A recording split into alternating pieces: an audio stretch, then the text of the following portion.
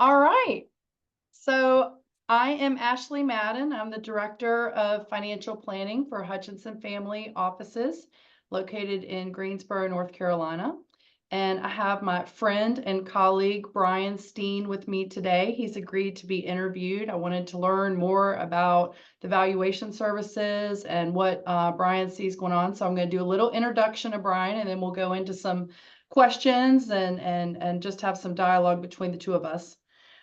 Brian Steen is the president of Steen Valuation Group, located in Winston-Salem, North Carolina. Prior to running Steen Valuation Group, Brian was the principal and evaluation leader for a top 20 accounting firm, and also previously served as a specialist in corporate credit and lending with a regional bank. Brian has an undergraduate degree in finance from the University of Alabama and an MBA from Vanderbilt University with a concentration in finance and accounting. Brian brings over 25 years of valuation experience to the table for his clients and has provided valuation services in a variety of industries with clients ranging from small family-owned businesses to public companies. So welcome, Brian. How are you? I'm doing fantastic, Ash. You are not only just a great all around awesome guy, but you are very impressive with your background. And it's just Well, really cool to see how you've used the experience in these different areas in your career to come to where you are now with your valuation group. sure. Well, thank you. Thank you. It's a pleasure to speak with you today. And we're going to talk about valuations just in general and trends that you're seeing. I know that you do valuations for a variety of reasons, but we're going to focus our discussion today on reasons that business owners may be pursuing a valuation. So why don't you start let's start up at the top and just talk through some of the reasons that business owners may want to consider valuation. Well, we're going to stay away from the litigation side Let's for today. yeah, That's let's just keep not, it that's happy. just not, those areas aren't particularly fun, but we're going to stick with exit planning. Let's talk about ways And owners can keep their business strong so they're not facing litigation, right? exactly. And, you know, that comes back to you and I both are CIPA certified exit planning advisors. And for a business owner thinking about the eventual exit of their ownership, really should start when they start the business. I'm already thinking about that for myself. But so and valuation comes into play at pretty much every stage, or should come to play. One of the first ones that, especially if you have multiple owners, so you get into a partnership, or you have other family members that have got equity in the business, buy-sell agreement is one of the biggest things that sometimes is often overlooked by Mhm. by owners. And having not only the buy-sell agreement set up properly, but also regularly looking at what the value may be, is extremely important. Raising capital for growth in the business or just to start the business. We were watching this yesterday, Shark Tank. Oh, I Shark love Tank, Shark Tank. Shark Tank, all they talk about is value and percentage of ownership, and so value is an important part of that. Anytime you're raising money, or to start or to grow the business or to recapitalize, or you're wanting to take some money or chips off the table, valuation is a key to that. Transferring the shares to the next generation, either through gifting, or that gifting can be a planned event. Estate typically is not. So you'll need a valuation for tax purposes if those things are part of your planning or they happen. So that's another reason for evaluation. And of course, selling your company to your management, ESOP, or to a third party, valuation comes into play. With management, and it could be negotiated, or they could just get a valuation. the ESOP is required by, the Department of Labor. And, third party, typically those are negotiated. You may want to get a valuation in anticipation of that to get a range of values or what you may think the value may be, but generally those are negotiated. Incentive plans for employees. If you want to give ownership to your employees, you'll need a valuation for tax purposes and for financial reporting purposes. And something near to and dear to your heart, financial planning. Yes. That is the ownership in the business often is one of their biggest values that they have, and understanding that from what their long-term financial goals are, or if there are any estate tax issues because the values the company's bigger. So those are kind of generally the most common non-litigation valuations that are times when value comes into play. And it's interesting, when the tax laws changed back in 2018, and we all thought, well, that's going to be 2026. That's a ways away, and we've been operating under estate tax laws that have been a lot more generous than they will be if the provisions actually sunset at the end of 2025. So, whether or not things do end up changing as business values continue to grow, and we are looking at possibly changes to income tax rules, estate tax laws, and gifting, that's going to impact gifting as well. So I think Exactly. all those reasons are even more important of why people should start planning now. And what I love about what you're saying is that I think sometimes people just think about a valuation in terms of for a business owner at the time of sale. And again, you referenced you and I both being CEPAs, certified exit planning advisors, and we both know the importance of good exit planning. So let's talk a little bit about exit planning and how exit planning is not about the exit itself, but it's something that you need to be updating, throughout your business cycle. Can you speak on that a little bit? Well, like you need to be thinking about your exit from the day you start, like I said earlier. And early on in the business cycle, you may or may not need a valuation unless you are raising capital. Or you're giving ownership to some employees. Sometimes people do that when they first start. But as your business matures, it definitely comes into play when you look at long term. You look at, okay, 5, 10, 15, 20 years, where do I want to be? And do what value, well, how does that play into what's the value today of the company? What's from a financial planning standpoint, what's the assets I have? And then working with someone like yourself on a financial plan, say, okay, where do I want to be? How does the value today and assuming some growth fit into that plan? And what do I need to do to get where I want to be from a And it's so financial important planning because owners a standpoint? lot of times have, they have their lifestyle expenses, they have their business expenses or Yeah. lifestyle expenses. And so you're absolutely right that a lot of the modeling that I'm doing on the financial plan is only as effective as the numbers are accurate. And the starting point for that accuracy level would be based on evaluation, because from there we would make determinations about, maybe having discussion with the owner about what type of sale they may be ballparking, the tax implications. We talk a lot about multiples, but if you overinflate the initial value and then an owner says, well, my buddy at the country club told me I should be able to get a 6 times multiple or whatever, Right. you can be looking at numbers that they see in their head and it's like, okay, these are really, really big numbers. But then you start to say, well, how does your business compare with that? What sort of metrics can we compare your business on from the valuation to say, what sort of multiple are you looking at, the tax implications, and then what sort of lifestyle expenses are you needing the money to meet your needs long term. So all that's really important. Um, Absolutely.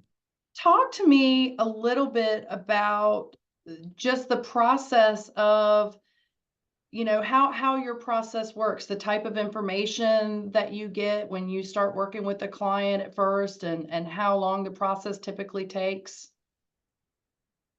Well, so we start with the core, which is historical financials.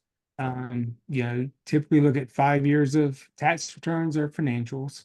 Um, it kind of sometimes it depends on the timing goes, depends on the date of the valuation, if it's year end or sometimes if it's in a state, it's a certain time frame. So you're getting information as of that date, not necessarily today. But if you're looking at financial planning, you would get probably the most current financial information you have. But then you look at things like um, customers, sales by customer to see what if they have any customer concentrations. You look at their management team to see what if there's any the ages and things, if there's any um, issues with management, good or bad. I mean, positive, or say they're really the management team is mostly in a few people or one person, some oftentimes the owner. Is there any risk to that? And you look at, the suppliers, just the competitors, just some overall general information. So we kind of combine looking at hard numbers, the financials and data, but also we feel it's very important to have the owners to be a significant part of it. When I say significant part, we don't require hours and hours of time. Typically, we'll have once we've digested the information, we'll have a call with management or meeting. Today, a lot of times we do like this Zoom, but we sometimes we will go. We oftentimes we will go meet with management, and those are the best because you get to see the businesses and see how widgets are made or whatever the business is. But we want to get input from. We wanted to get input from them on. Okay, here's what we've seen. What we looked at historically. What does it look like in the future? And just tell us some general background information on your business and to get an overall picture of the positives, any weaknesses, any what the explain some things like COVID. Everybody had some COVID story, either positive or negative. What happened there? Just anything to go back in time and look at what happened there, and then how does it translate? Because valuation at the end of the day is forward looking. Looking at what you can expect from an earnings standpoint going forward, and we want management's input from that. And once we have gone through that process with management, we'll do our industry research, look at multiples as you addressed. We look at an income approach based on cash flow and rates of return and such, and we come back to the owner and say, based on that, here's what the value we've estimated. And if it's for example, gift and estate tax purposes, generally you have a non-controlling ownership interest, and generally the ownership documents restrict things like transferability and things like that. So and voting provisions, and we factor that into how that impacts the value, and we say, okay, based on that, here's the value. And I'd say 9.9 times out of 10, after we've had the great meeting with them on the front end, after we've done our homework, they understand the results. And the most humbling thing, usually say, well, that's kind of what I thought. So I'm like, well, they got the number without me doing all the work. But I really think that is a result of us doing the homework and being able to lay it out so they understand it. And we don't go into a black box and come back and here's our number.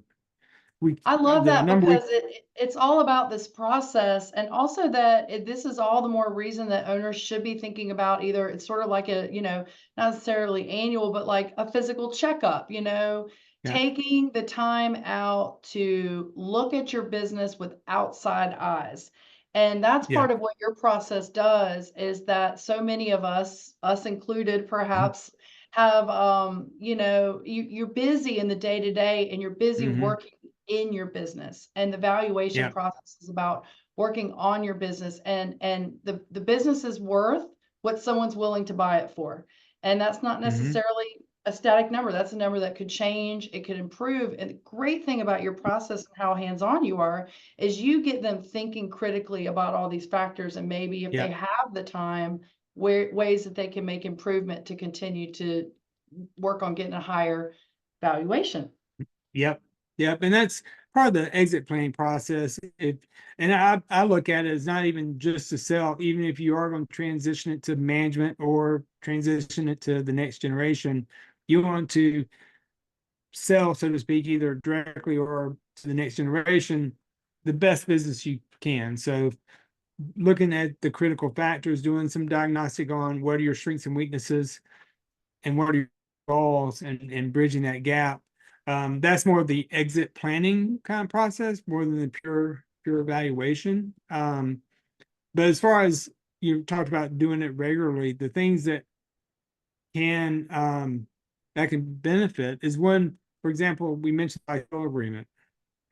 Buy-sell agreement, oftentimes is collects dust, has that thick of dust from the shelf, figuratively. And yeah. And so you don't dig it out until either someone is leaving the company, wants to get out for whatever reason, or, dies for whatever.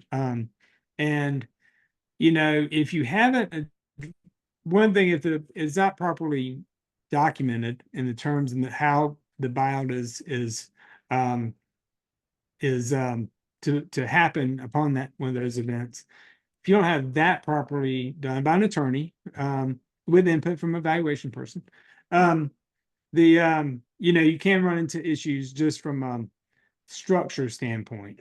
But if you haven't addressed the valuation over the years, and perhaps gotten regular valuations when everyone is on good terms, or if one passes away, the other party was there, the owners can buy in, so to speak, to the value of an interest in the event of buyout, so that when an event happens, they know how much kind of the value is going to be, so they know how much would go to their family, or themselves if they're just leaving. They know, if you're the buying owner, you know how much you would have to come up with to buy the other owner out, and can fund that with life insurance and such.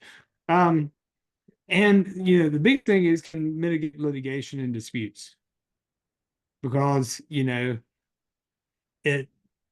that is can be a very painful process if Well, you're and like getting all into good litigation planning, and it's dispute. better to do it on the front end before problems Right. arise.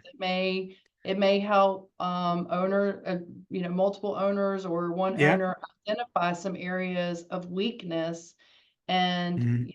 unfortunately, a lot of most businesses either are not able to sell, or they have to sell under more of a forced situation, death, Yeah. disability, disagreement, that sort of thing. And this makes sure that the planning is in place for hopefully a more profitable sale and a better planned sale. Yeah. Um, So what sort of challenges, are there certain industries that you find easier to provide valuations, or, talk about the difference and we mentioned in the introduction to you that you've worked with all different size companies. I know you've worked Mhm. in different industries. What can owners be thinking about if they're in different industries or have different size companies to consider? Well, generally, the valuation process itself is the same for a $1 million revenue company as a $1 billion company to a large degree.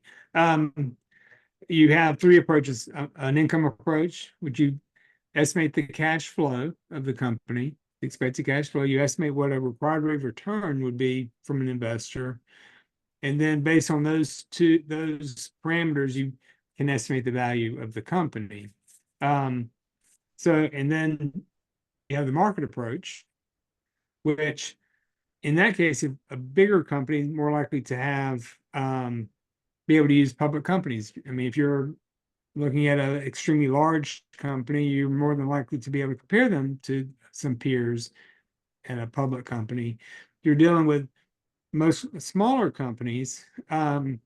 You're from a market approach standpoint, you're looking at transaction information, and we have subscriptions to transaction data.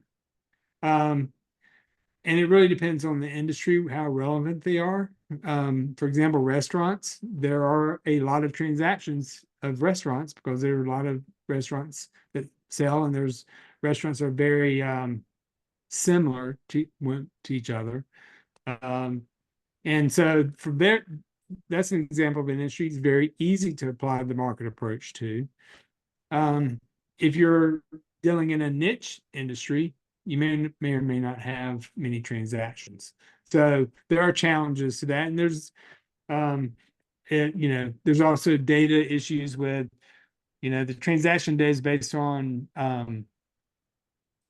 like business brokers providing the information, and it could be not all cash, non-cash. I mean, not, cash plus some terms. There could be reasons why the multiples may or may not be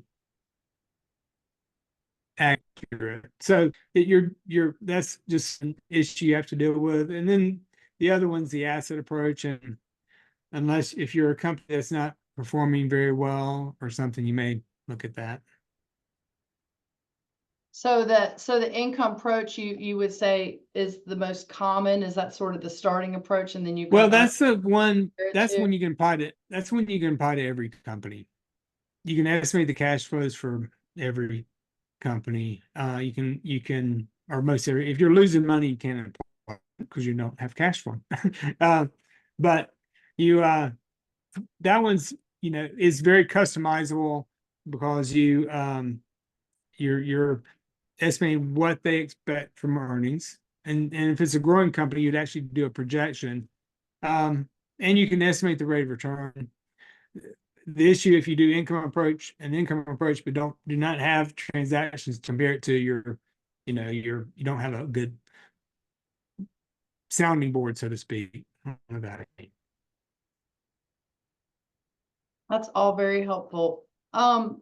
So you've been doing valuations a long time. You've seen a lot of companies. I'm sure that you've seen companies that you've valued multiple times throughout the life cycle of the business, and you've taken the steps to become a certified exit planning advisor, just as I have. We've both gotten the designation pretty recently, but I think just from our discussions in the past, we both agree that that it maybe gave us just some language, some more formal methodology to what we were already trying to do in our fields, working with business owners. But what sort of advice would you, just as a final question for our interview today, what sort of advice would you provide to owners to be better prepared for sale on the front end? Well, and I'll not restrict to sale. I think planning your eventual transition of your ownership, however that looks, I'd say start early. I don't think it's ever too early to start thinking about think with the end in mind. Start and plan with the end in mind. So, if you're the owner that says, I want to leave a legacy, I want to leave it to my kids, start thinking in that way. If you're wanting to sell for the maximum dollar, start thinking and managing that way. Second is, do that planning, what that looks of you, and think through what's the end, and then surround yourselves with the right advisors. Get with your financial advisor and look at, okay, this is what I want, what needs to happen for that to happen. Look at the value of your business today and how does that play into your financial planning and your estate planning, or whatever the issues that your other advisors identify, your financial advisor and your attorneys, and what they identify as potential issues. How does that come into play, and how does the value play into that? And then just basically work the plan. meet regularly with the team of advisors, address issues that you need to address so you can maximize your plan. And then just basically stay the course, but also don't be afraid to change course. You could be thinking you want to go to the next generation. And this is why I think some degree planning doesn't matter what your end result is to some degree, and some core principles like getting your business, ready to sell, from just management standpoint. You may think you're going to want to leave it to the next generation, and health issues, your children aren't interested in the business at all. I mean and so not be afraid to change course. I would just agree anecdotally with that assessment also, that I think it's as important to be getting that snapshot of what the business looks like. I love that your process really does talk them through, exit planning is just good business planning, that it can be all the time. The exit planning is not the exit itself. And I think sometimes, whether it's on an emotional level of, concern about what the next step is going to be for them on a personal level, which is an important consideration for exit. What is my next stage going to look like? Setting some intention around that, but also sometimes I think that owners are afraid that by taking these steps, that they may create concern internally with employees, and that they may think they're leaving. But if they implement this with an understanding that, hey, we're just trying to get an idea of how the business is doing and ways that we can improve the value of the business, including, the culture for all of our team members, and making sure that this is a secure place that is going to last beyond one particular person's ownership, that can create a sense of comfort, not discord, for the culture of the company, so that's not a reason to shy away from it. The thing that it can be more concerning is when someone is getting to the point where everyone's like, what's going on Yeah, here? what And must then it's a exactly. last minute thing. So all the more reason to just implement good planning. And we talk about in the SEPA world, and you and I are also both familiar with EOS, we talk about 90-day sprints. So, Yeah, living in a 90-day world, thinking about what can I do in the next 90 days to work on my business, improve it, and then evaluate it from there, and not have it be this big all or nothing. yeah. So, And I would one another thought is, and I was thinking about this from a valuation perspective, but I think it comes into play for financial planning or any planning for an owner. Yeah, a lot of times they get a valuation when it's from a 7 habits of highly effective people context, when it's urgent and important, when they have an estate, or when they have something that is requiring them to get a valuation. And from a financial planning, they, only when something happens, or oh, we need to plan. But they need to do it when it's important and not urgent, like the buy-sell agreement, like the financial planning component, the business valuation in the financial planning component, so that, they do achieve whatever goals that they have. And it's not like you said, they're running with their hair on fire, yeah, and trying to it's get almost something like a done. test run that, when someone expresses interest in a business, and let's say it is where they're looking to sell, and they're um starting to open up the financials, and then it's like that's the exam. So Yeah, exactly. it's sort of like this is a test run, because something that I feel that I've run into is one that they may not have, that the business has grown, and that they may not have the best team of advisors necessarily for the size that the business has grown to, or the way that the financials look. So one thing that I like about having this be, a non-urgent thing that is part of the process, is that it's giving a look at the financials that would be looked at the time of sale, and it may Yeah, highlight, hey, here are some things that we can do to make the financials look better, But you know, to make sure that you have strong financials and you see where the weaknesses are and that you have time to improve that. And you mentioned COVID, and that's interesting because, you know, people may look back 3 to 5 years and everyone to some degree had some disruption. I'm sure that you're having to go in, and if people got, you know, PPP money or, you Yep. know, ERC credits, things like that, that you have to make adjustments for that. So hopefully we'll be Yeah. phasing out of that, and we'll be entering a longer period of more normal sale. I'm sure that has been really challenging for the valuations coming Yeah. out of COVID. That's where some things are obvious like PPP, but that's where talking to management and finding out what happened and why and how it should impact the value. Yeah.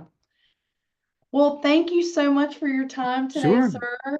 I really, you know, we think of you regularly when we're working Well, with clients here. For, like you said, valuation work that you work. I know we've focused our discussion today on more the exit planning, but that there are, you know, a variety of reasons that people can look into valuation. And remind us what your website is, or the best way for people to get in touch with you if they hear It's this video and are interested in giving you a call. steenvaluationgroup.com Okay. and the email brian.steen@steenvaluationgroup.com. So a lot of Steens going on there. Well, they can find you, or this will be hopefully put on our YouTube page and on our exit planning business owner strategy page. And so we're hoping that this is just good information to get out to people who are interested in understanding more about valuations and overall about how to improve their business value. So thank you again for your Yep. time today. Thank you. Thank you, All right. Ashley.